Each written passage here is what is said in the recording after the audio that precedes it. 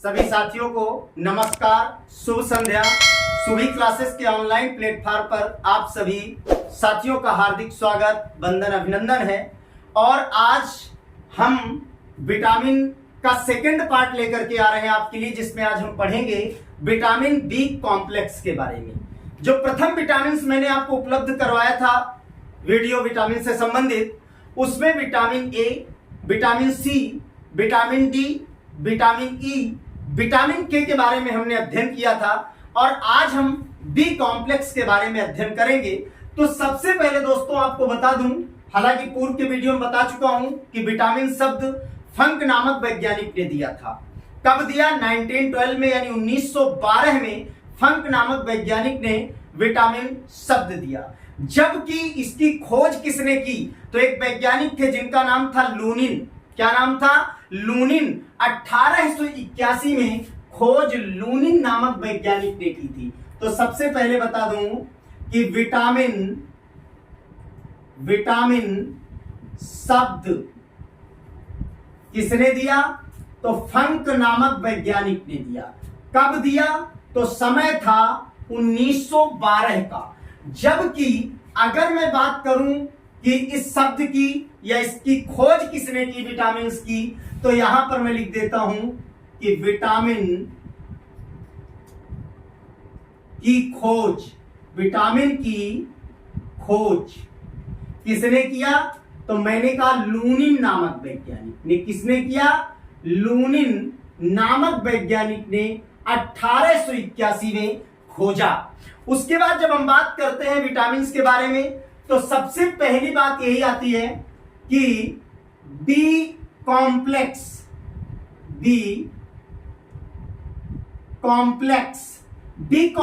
है क्या? तो सिंपल सी बात आती है, बी कॉम्प्लेक्स किसे कहते हैं, या मैं कह दूं विटामिन बी किसे कहते हैं। तो आप लोगों ने पूर्व के वीडियो में पढ़ा कि घुलनशीलता या विलेयता के आधार पर दो भागों में विटामिन को बांटा गया है, जिसमें वसा विलेय विटामिन और जल विलेय विटामिन।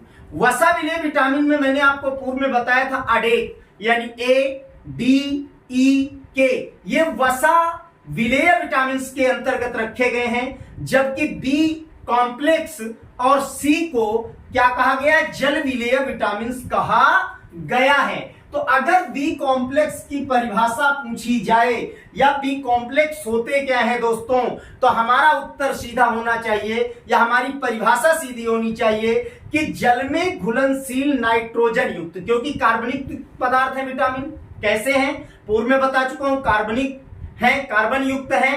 तो जल में घुलनशील नाइट्रोजन युक्त विटामिन जो है उनको क्या कहा गया? मुख्य रूप से बी, क्योंकि सी एक अकेला इकलौता है और उसके अलावा संपूर्ण जो सामूहिक रूप से बी कॉम्प्लेक्स इसके अंतर्गत आता है। इसलिए हम कहेंगे कि जल में घुलनशील नाइट्रोजन युक्त विटामिन बी कहा गया है इनको।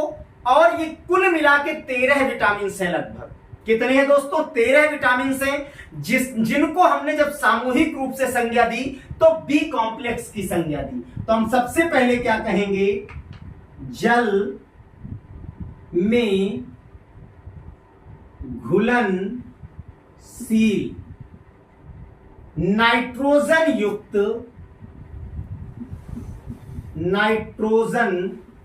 युक्त तथा उसके अलावा क्या कहा मैंने? यानी नाइट्रोजन युक्त जो विटामिन हैं और जल विलेय हैं उनको हमने विटामिन बी कहा। तो बी कॉम्प्लेक्स जल में घुलनशील, यानी यहां से ये मैंने डैश लगाया, परिभाषा है कि जल में घुलनशील नाइट्रोजन युक्त जो विटामिन है, मुख्य रूप से जो विटामिन है उन्हें क्या कहा गया? यानी विटामिन बी कहा गया। क्या कहा गया? विटामिन बी कहा गया। उसके बाद बात आती है कि बी कॉम्प्लेक्स क्या है। तो इसी में आगे मैं बढ़ा देता हूं कि अगर दूसरी जगह पर देखें तो यानी लगभग कितना विटामिन बी जो है, लगभग विटामिन बी कितने हैं? तो 13 के आसपास। कितने हैं? 13 के आसपास लगभग इनके बारे में रिसर्च की जा चुकी है, जाना जा चुका है। तो लगभग विटामिन बी कितने हैं, यानी 13 विटामिन के आसपास इनके बारे में जानकारी हुई है, जाना गया है।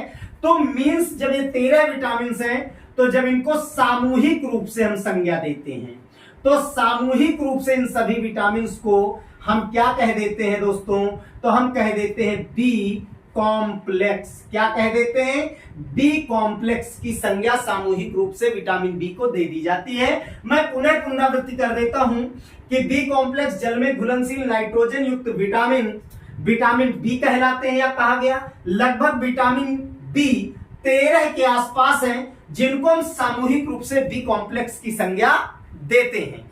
विटामिन बी वैसे कई कार्यों को संचालित करते हैं, लेकिन मुख्य रूप से कोएंजाइम के निर्माण में दोस्तों क्या होते हैं, सहायक होते हैं। क्या होते हैं, अगर इनके बारे में मैं कहूं तो विटामिन बी किसमें,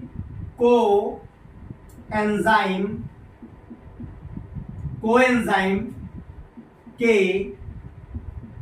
निर्माण में क्या होते हैं भाई, सहायक। पहली मुख्य बात, सहायक होते हैं। विटामिन बी की बात कर रहा हूं। उसके बाद दूसरी बात अगर मैं करता हूं, तो दूसरी बात की सर्वाधिक इनकी उपलब्धता कहां पाई जाती है, तो अधिकांश ईस्ट व यकृत में इनकी उपलब्धता पाई जाती है। कहां पर, अधिकांश कहां पर, ईस्ट यानी एक प्रकार का फंगस है, कवक है, जिसका उपयोग बेकरी उद्योग के बारे में भी किया जाता है, जिसमें जनन मुकुलन द्वारा होता है। आपने पढ़ा होगा साइंस में, जब जनन के बारे में पढ़ते हैं या कवकों के बारे में पढ़ते हैं, जिसको हम दूसरी भाषा में कह देते हैं कहीं कहीं खमीर। क्या कह देते हैं, खमीर। तो अधिकांश ईस्ट वह कहां पर, यकृत। कहां पर, यकृत यानी लीवर में क्या होता है, इनकी उपस्थिति पाई जाती है। तो अधिकांश ईस्ट यानी खमीर व यकृत में इनकी उपलब्धता होती है, इनकी उपलब्धता होती है। पुनः मैं पुनरावृत्ति करना चाहूंगा कि विटामिन बी कॉम्प्लेक्स, सबसे पहले मैंने बताया कि विटामिन के बारे में अगर बात की जाए तो सबसे पहले फंक नामक वैज्ञानिक ने शब्द दिया। कब दिया, 1912 में। 1881 में लूनी नामक वैज्ञानिक ने खोज की। विटामिन बी कॉम्प्लेक्स की बात अगर करते हैं तो जल में घुलनशील होते हैं, नाइट्रोजन युक्त पदार्थ होते हैं या यौगिक होते हैं, तथा उसके अलावा ये लगभग संख्या में 13 होते हैं, जिनको सामूहिक रूप से क्या कहा गया दोस्तों, विटामिन बी कॉम्प्लेक्स कहा गया। उसके अलावा कोएंजाइम का निर्माण करते हैं। कोएंजाइम के निर्माण के अलावा अधिकांश ये ईस्ट और यकृत में इनकी उपलब्धता पाई जाती है। अब यहां पर मैं बात करता हूं बी कॉम्प्लेक्स में सबसे पहले विटामिन B1। किसकी बात करता हूं, विटामिन, इधर मैं लिख देता हूं कमी के लक्षण, और इधर मैं लिख देता हूं दोस्तों स्रोत।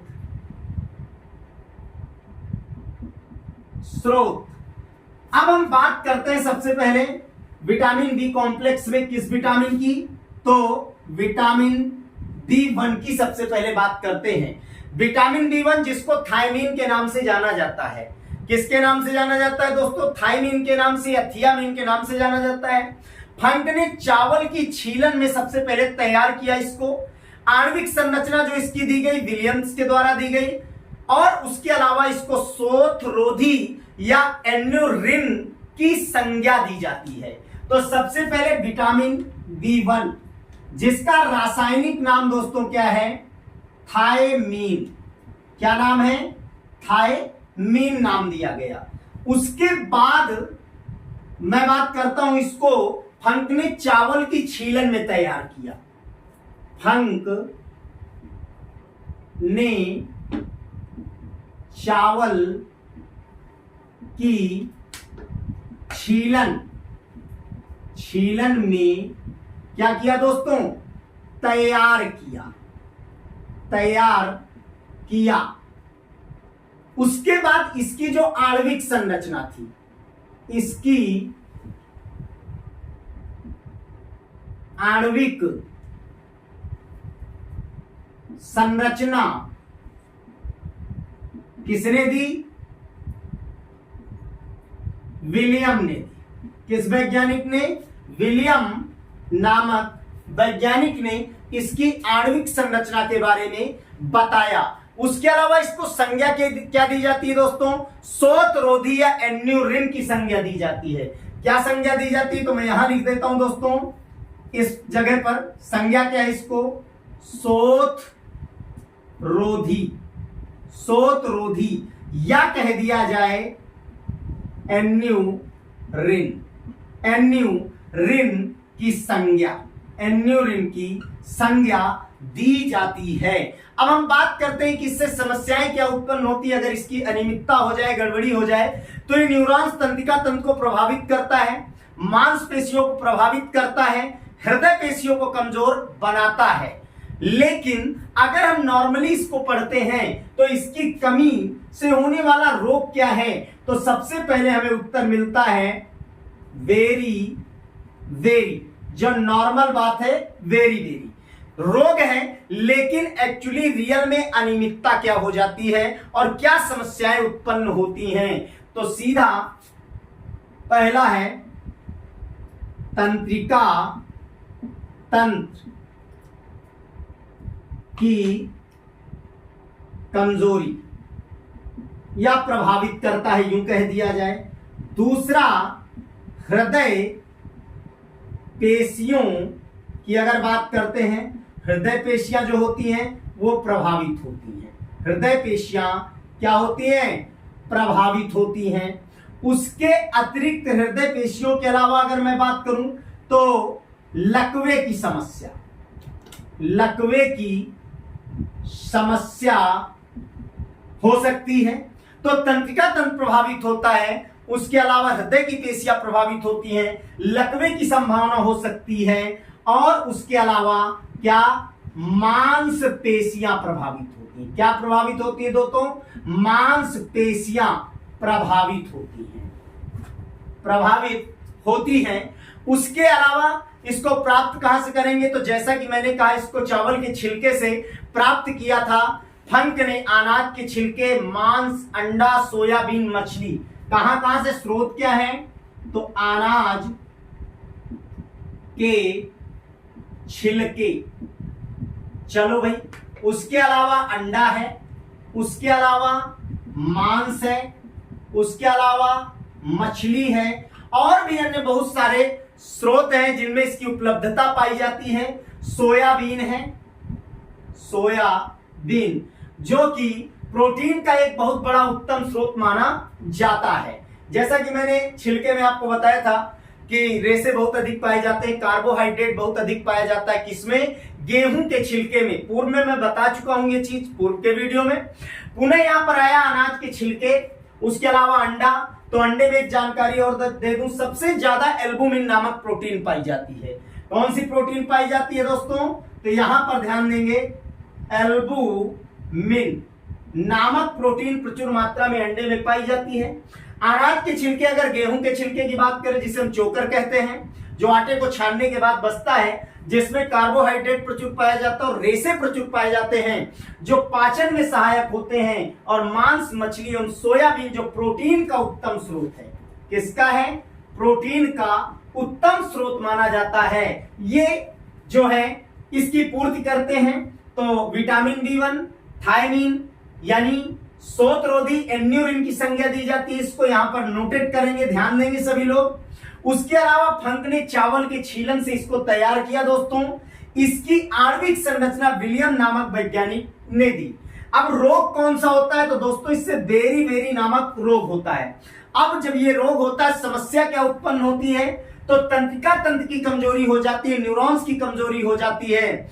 उसके अलावा हृदय पेशियां प्रभावित हो जाती हैं और लकवे की संभावना उत्पन्न हो जाती है, यानी पैरालिसिस जिसे कह सकते हैं, पक्षाघात कह सकते हैं, ऐसी समस्या आ जाती है। और मांसपेशियां क्या हो जाती है दोस्तों? प्रभावित होती हैं। तो इस तरह से हमने क्या पढ़ा? Vitamin B1। अब मैं बात करता हूं विटामिन B2 की आप सबके सामने। तो विटामिन B2 में ऊपर बताता हूं दोस्तों आपको विटामिन B2 क्या होता है इस कॉम्प्लेक्स में। विटामिन B2 जो है आपका जो विटामिन है इसका वैज्ञानिक नाम है राइबोफ्लेविन। जैसे कि ये पहला विटामिन हमने पढ़ा बी कॉम्प्लेक्स में। दूसरा विटामिन B2 के बारे में पढ़ेंगे, B1 को हम पढ़ चुके हैं।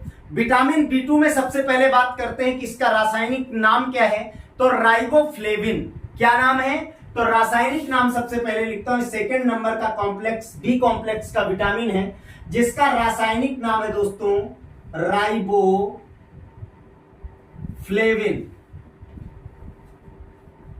अगर इसके रंग की बात करें तो रंग कैसा है? गहरा गहरा पीला है। कैसा है दोस्तों? गहरा पीला है। उसके अलावा साथ में अपचय में भाग लेने वाले एंजाइम का मुख्य घटक है। किसमें? अपचय की जो मेटाबॉलिज्म प्रक्रियाएं होती हैं उसमें भाग लेने वाले एंजाइम का प्रमुख घटक है। तो यहां लिख देता हूं अपचय क्रिया में भाग लेने वाले एंजाइम का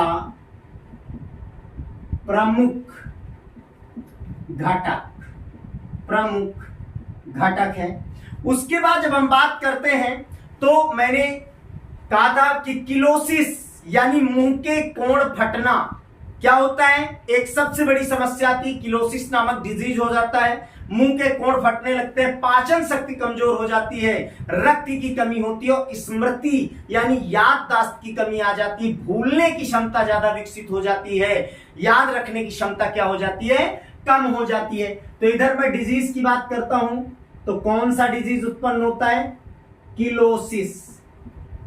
ये कमी के कारण होता है, अर्थात किलोसिस का मतलब होता है मुंह के कोण फटना, यानी मींस किनारे फटने लगते हैं। और उसके अलावा मैंने बताया कि क्या हो जाता है? स्मृति हास। क्या हो जाता है? स्मृति हास यानी याददाश्त में कमी। उसके अलावा क्या होता है दोस्तों? रक्त की कमी।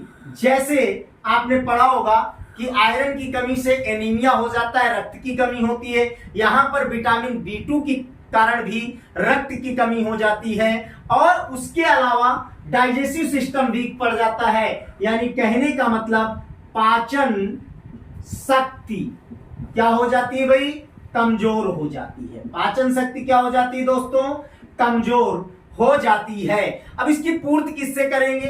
तो पनीर का उपयोग या उपभोग किया जाए, अंडे का उपयोग किया जाए, मांस का उपयोग किया जाए, दूध का उपयोग किया जाए। तो यहां स्रोत लिख देता हूं पनीर, अंडा, मांस और दूध। खैर देखिए ये भी अच्छा स्रोत प्रोटीन का माना जाता है। इसमें भी मैंने बताया एल्बुमिन पाया जाता है, मांस भी प्रचुर मात्रा में परिपुष्ट होता है, दूध तो संपूर्ण आहार कहलाता है। वैसे आयरन को छोड़ करके दूध में सभी पोषक तत्व, सभी घटक विद्यमान पाए जाते हैं। तो मैंने विटामिन B2 बताया जिसका रासायनिक नाम राइबोफ्लेविन आपको बताया दोस्तों।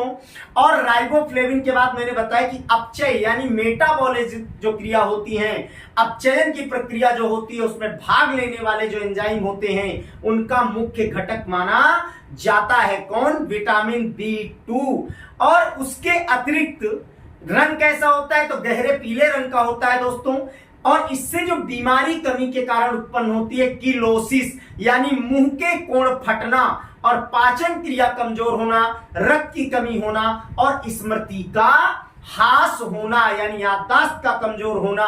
अगर पनीर, अंडा, मांस, दूध का हम उपयोग या उपभोग करते हैं तो बहुत उत्तम स्रोत माने जाते हैं जो इसकी प्रतिपूर्ति करते हैं। उसके बाद तीसरे नंबर पे हम बात करते हैं किसकी? D3 की।